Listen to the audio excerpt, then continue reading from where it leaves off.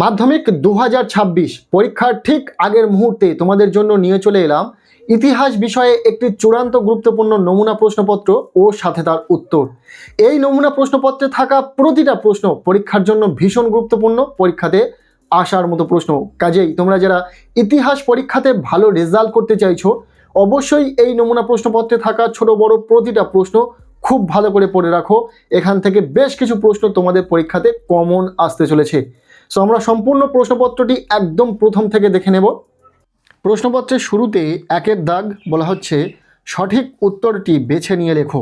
এখানে 20টি MCQ type প্রশ্নের উত্তর লিখতে হবে। প্রতিটি প্রশ্নের মান 1 করে, টোটাল 20 নম্বর রয়েছে। আমরা সমস্ত এমসিকিউ উত্তর সহ দেখে নেব। প্রথম প্রশ্ন, জীবনের ঝরাপাতা গ্রন্থটির রচয়িতা হলেন?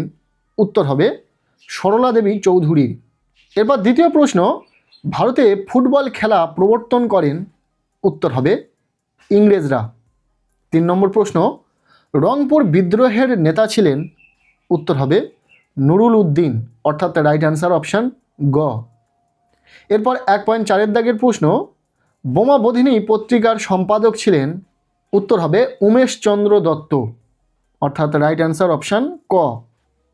সর্বধর্ম সমন্বয়ের আদর্শ প্রচার করেছিলেন কে? উত্তর হবে শ্রীরামকৃষ্ণ। সঠিক উত্তর অপশান গ। 1.6 প্রশ্ন, নীল বিদ্রোহের সময় লেফটেন্যান্ট গভর্নর ছিলেন? উত্তর হবে জে.পি. গ্রান্ট।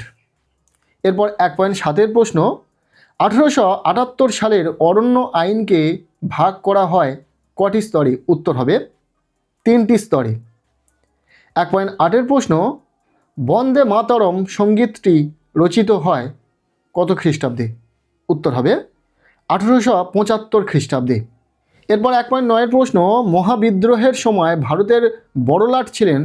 উত্তর হবে লর্ড ক্যানিং, অর্থাৎ রাইট অ্যান্সার অপশান ক। 1.10 প্রশ্ন, বোমা বোধিনী পত্রিকার সম্পাদক ছিলেন?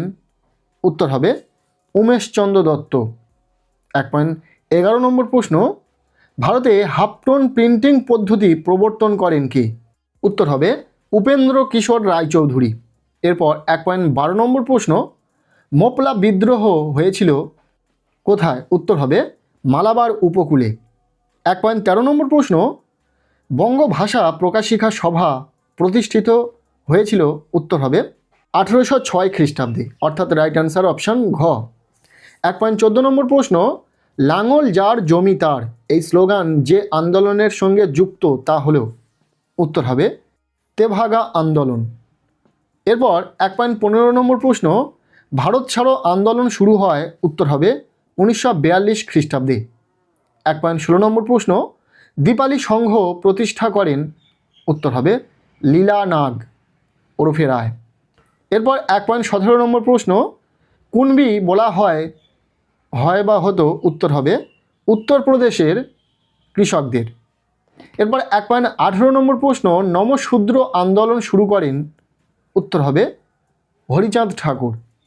এখানে একটা কথা ছোট্ট করে বলে রাখি, ইতিমধ্যে আমরা ইতিহাস বিষয়ে সমস্তটাই শেয়ার করেছি। ইনফ্যাক্ট এমসিকিউ টাইপ প্রশ্নগুলো শেয়ার করেছি সম্পূর্ণ বই জুড়ে। যে এমসিকিউ টাইপ প্রশ্নগুলো ইম্পর্টেন্ট রয়েছে সেই বাছাই করা এমসিকিউ টাইপ প্রশ্নগুলো উত্তরসহ ভিডিওর মাধ্যমে শেয়ার করেছি। অবশ্যই সেই ভিডিওটি দেখে নিও। এছাড়াও এই ভিডিওর ডেসক্রিপশানে আমি সেই ভিডিওটির লিঙ্ক দিয়ে রাখবো। এরপর 19 নম্বর প্রশ্ন, চট্টগ্রাম অস্ত্রাগার লুণ্ঠনে নেতৃত্ব দেন কে? উত্তর হবে সূর্য সেন। এরপর 20 নম্বর প্রশ্ন, অর্থাৎ এমসিকিউ টাইপ শেষ প্রশ্ন, স্বাধীন ভারতের প্রথম রাষ্ট্রপতি ছিলেন? উত্তর হবে রাজেন্দ্র প্রসাদ। এই ছিল একের দাগ থেকে 20টি এমসিকিউ টাইপ প্রশ্ন। এরপর আমরা দেখে নেব প্রশ্নপত্রে থাকা বিভাগ খ 2 দাগ। এখানে বলা হচ্ছে যে কোনো 16টি প্রশ্নের উত্তর দাও, প্রতিটি উপবিভাগ থেকে অন্তত একটি করে প্রশ্নের উত্তর দাও। 16 নম্বর রয়েছে। এখানে 1 মার্কের 16টি প্রশ্নের উত্তর লিখতে হবে। তবে এখানে যে প্রশ্নগুলো রয়েছে বিভিন্ন ভাগে ভাগ করা রয়েছে। সরাসরি এসিকিউ টাইপ প্রশ্ন রয়েছে, শূন্যস্থান পূরণ রয়েছে, সত্য মিথ্যা রয়েছে, বিবৃতি অ্যান্ড ব্যাখ্যা রয়েছে, এছাড়াও স্তম্ভ মেলানো থাকার সম্ভাবনা রয়েছে। সো আমরা প্রতিটা প্রশ্ন দেখে নেব। প্রথমে রয়েছে উপবিভাগ 2.1 একটি বাক্যে উত্তর দাও। এখানে 4টি এসিকিউ টাইপ প্রশ্ন রয়েছে, দেখে নেব। প্রথম প্রশ্ন, প্রথম সবাক চলচ্চিত্রের নাম কি? এরপর দ্বিতীয় প্রশ্ন, শ্রীরামপুর ত্রয়ী কারা ছিলেন? 3 নম্বর প্রশ্ন, উল গুলান বলতে কি বোঝায়? এরপর 4 নম্বর প্রশ্ন, ভিল বিদ্রোহ কবে হয়? এখানে আমরা এসকিউ টাইপ প্রশ্নের উত্তর করছি না, তার কারণ আমরা ইতিমধ্যে এসকিউ টাইপ প্রশ্নের ওপর সাজেশন দিয়েছি। অবশ্যই তোমরা সেই সাজেশন ভিডিওটি দেখে নাও, সেখানে এই সমস্ত প্রশ্নের উত্তর পেয়ে যাবে। এরপর রয়েছে উপবিভাগ 2.2, ঠিক বা ভুল নির্ণয় করো। এখানে 4টি নম্বর রয়েছে, 4টি সত্য মিথ্যা নির্ণয় করতে হবে তোমাদেরকে। প্রথম যেটা রয়েছে, গোড়া উপন্যাসে রবীন্দ্রনাথ ঠাকুর ইউরোপীয় সমাজকে সমর্থন করেছিলেন, সত্য না মিথ্যা?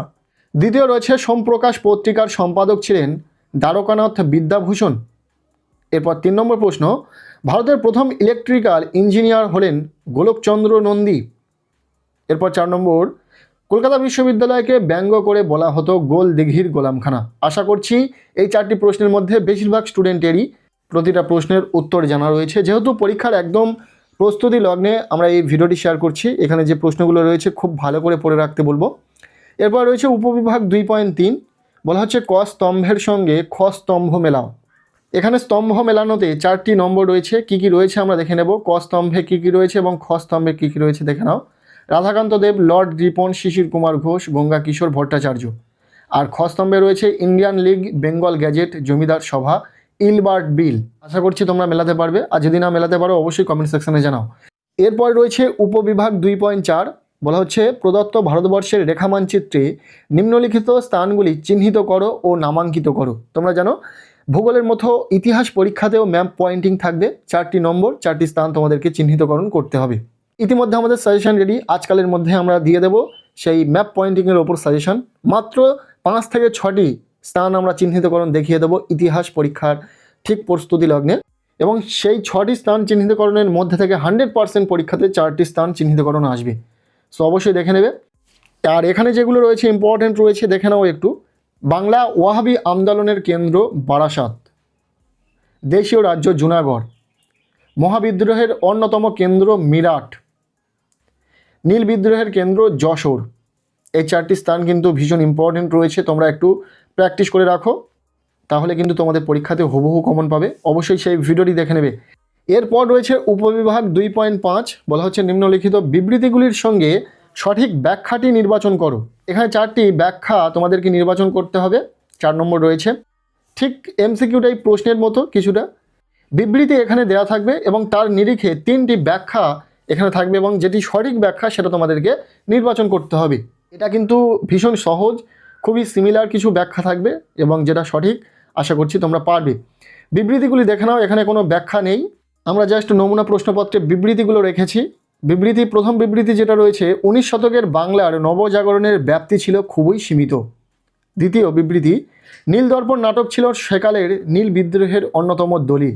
এর নিরিখে 3টি ব্যাখ্যা থাকবে। এরপর 3 নম্বর প্রশ্ন, বিবৃতি, স্বামী বিবেকানন্দ বর্তমান ভারত গ্রন্থটি রচনা করেন। এর নিরিখে 3টি ব্যাখ্যা থাকবে। এরপর 4 নম্বর বিবৃতি, 1857 খ্রিস্টাব্দের বিদ্রোহকে জাতীয় বিদ্রোহ বলা যায় না। এর নিরিখে কিন্তু তার 3টি ব্যাখ্যা থাকবে, যেটা সঠিক তোমাদেরকে নির্বাচন করতে হবে। খুবই সহজ, তোমরা প্রত্যেকেই পারবে আশা করব। এরপর রয়েছে প্রশ্নপত্রে বিভাগ গ 3-এর দাগ, বলা হচ্ছে 2টি অথবা 3টি বাক্যে নিম্নলিখিত প্রশ্নগুলির উত্তর দাও, যে কোনো 11টি। এখানে রয়েছে 2 মার্কের প্রশ্ন, মোট 11টি প্রশ্নের উত্তর লিখতে হবে। সো 2 মার্কের জন্য যে প্রশ্নগুলো এখানে রয়েছে প্রতিটা প্রশ্ন উত্তর সহ খুব ভালো করে পড়ে নেবে। প্রথমে প্রশ্নগুলো দেখে নেওয়া যাক। প্রথম প্রশ্ন, আঞ্চলিক ইতিহাস চর্চা গুরুত্বপূর্ণ কেন? এরপর দ্বিতীয় প্রশ্ন, নগেন্দ্র প্রসাদ সর্বাধিকারী কেন স্মরণীয়? নেক্সট 3 নম্বর প্রশ্ন, হুতম পেঁচার নকশা গ্রন্থটির গুরুত্ব কোথায়? 4 নম্বর প্রশ্ন, 3 আইন কি? এরপর 5 নম্বর প্রশ্ন, মুন্ডা বিদ্রোহের প্রধান লক্ষ্য কী ছিল? এরপর 6 নম্বর প্রশ্ন, ভারতবর্ষীয় ব্রাহ্ম সমাজ বিভক্ত হয় কেন? 7 নম্বর প্রশ্ন, জমিদার সভা কারা কবে প্রতিষ্ঠা করেন? পরের প্রশ্ন, নানা সাহেব কেন বিখ্যাত? এরপর 9 নম্বর প্রশ্ন, দামিন ই কোহ কি? এই যে 2 মার্কের প্রশ্নগুলো দেখছো প্রতিটা প্রশ্ন কিন্তু ভীষণ ইম্পর্টেন্ট, খুব ভালো করে পড়বে। নেক্সট 10 নম্বর প্রশ্ন, জাতীয় শিক্ষা পরিষদ গঠনের উদ্দেশ্য কী ছিল? 11 নম্বর প্রশ্ন, আনন্দ মঠ উপন্যাস কিভাবে জাতীয়তাবাদী ভাবধারাকে উদ্দীপ্ত করে?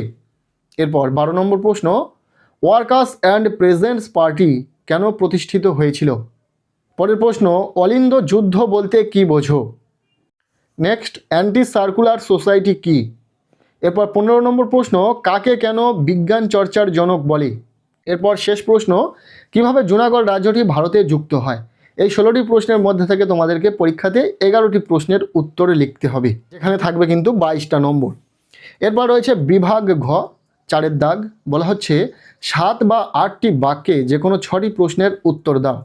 এখানে রয়েছে 4 মার্কের প্রশ্ন, 6টি প্রশ্নের উত্তর লিখতে হবে, টোটাল 24 নম্বর। এখানে এটাও বলা হচ্ছে প্রতিটি উপবিভাগ থেকে অন্তত একটি করে প্রশ্নের উত্তর দাও। এখানে বিষয়টা বুঝিয়ে দিই, তোমাদের 4 মার্কের প্রশ্ন পরীক্ষাতে 8টি থাকবে, প্রতিটি উপবিভাগে 2টি করে প্রশ্ন থাকবে, মোট 4টি উপবিভাগে 8টি প্রশ্ন থাকবে। এবার তোমাদেরকে কি করতে হবে, 6টি প্রশ্নের উত্তর লিখতে হবে। সো প্রতিটা উপবিভাগ থেকে একটি করে প্রশ্নের উত্তর লিখতে হবে, তাহলে 4টি প্রশ্নের উত্তর হয়ে যাবে এবং আরও 2টি প্রশ্ন যে কোনো 2টি উপবিভাগ থেকে তোমরা লিখতে পারবে। এরকমই নির্দেশ কিন্তু রয়েছে পরীক্ষার প্রশ্নপত্রে।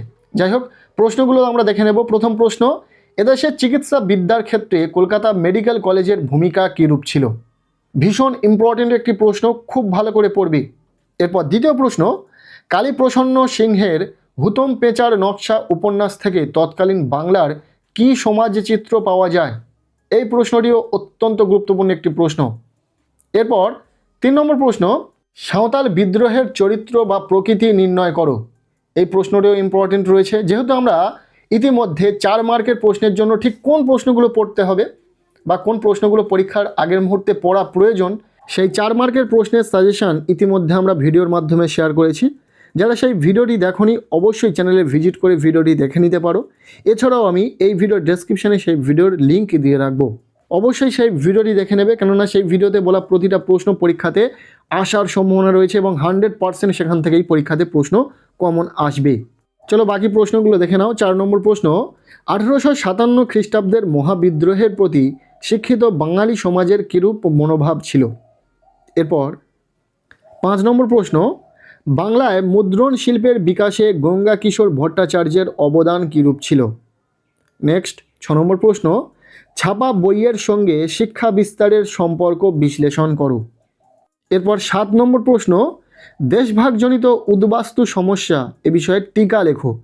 এবং 4 মার্কের জন্য শেষ প্রশ্ন, হায়দ্রাবাদ রাজ্যটি কিভাবে ভারতভুক্ত হয়? 4 মার্কের জন্য এই প্রশ্নপত্রে থাকা প্রতিটা প্রশ্ন ভীষণ ইম্পর্টেন্ট রয়েছে, খুব ভালো করে পড়ে নেবে। এরপর রয়েছে প্রশ্নপত্রে বিভাগ উ, 5-এর দাগ, বলা হচ্ছে 15 বা 16টি বাক্যে যে কোনো একটি প্রশ্নের উত্তর দাও। তোমরা জানো পরীক্ষাতে 3টি প্রশ্ন থাকবে 8 মার্কের, একটি প্রশ্নের উত্তর লিখতে হবে।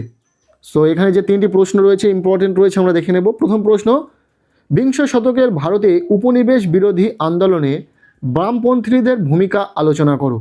ভীষণ ইম্পর্টেন্ট একটি প্রশ্ন, খুব ভালো করে পড়বে। এরপর দ্বিতীয় প্রশ্ন, মহাবিদ্রোহের প্রকৃতি ও চরিত্র বিশ্লেষণ করো। এবং 3 নম্বর প্রশ্ন অর্থাৎ শেষ প্রশ্ন, রবীন্দ্রনাথ ঠাকুরের শান্তিনিকেতন ও বিশ্বভারতী গঠনের উদ্বেগ ও উদ্দেশ্য সংক্ষেপে লেখো। এই 3টি প্রশ্ন 8 মার্কের জন্য ভীষণ ইম্পর্টেন্ট রয়েছে, খুব ভালো করে পড়বে। এছাড়াও আমরা 8 মার্কের সাজেশন দিয়েছি ভিডিওর মাধ্যমে, যারা সেই ভিডিওগুলি দেখোনি অবশ্যই চ্যানেলে ভিজিট করে ভিডিওটি দেখে নেবে। এছাড়াও আমি সমস্ত ভিডিওর লিঙ্ক এই ভিডিওর ডেসক্রিপশানে দিয়ে রাখবো। 2 মার্কের প্রশ্নের সাজেশান, এমসিকিউ সাজেশান, 4 মার্কের বড় প্রশ্নের সাজেশান, পাশাপাশি 8 নম্বরের জন্য ঠিক কোন প্রশ্নগুলো পড়তে হবে সে বিষয়ে যে সাজেশান আমরা শেয়ার করেছি, সেই সাজেশান ভিডিওর লিঙ্কও এই ভিডিওর ডেসক্রিপশানে পেয়ে যাবে। সেখানে যে প্রশ্নগুলো বলা হয়েছে প্রতিটা প্রশ্ন খুব ভালো করে পড়ে নেবে। এই ছিল ইতিহাস বিষয়ে একটি চূড়ান্ত গুরুত্বপূর্ণ নমুনা প্রশ্নপত্র। এই প্রশ্নপত্রে থাকা প্রতিটা প্রশ্ন ভীষণভাবে ইম্পর্টেন্ট রয়েছে, খুব ভালো করে পড়বে। আজকের এই ভিডিওটি এতটুকুই। কেমন লাগলো ভিডিওটি অবশ্যই কমেন্ট সেকশনে জানাবে। ভিডিওটি ভালো লেগে থাকলে লাইক করে দাও, আর পারলে ভিডিওটি বন্ধুদের সাথে প্রচুর শেয়ার করে দাও।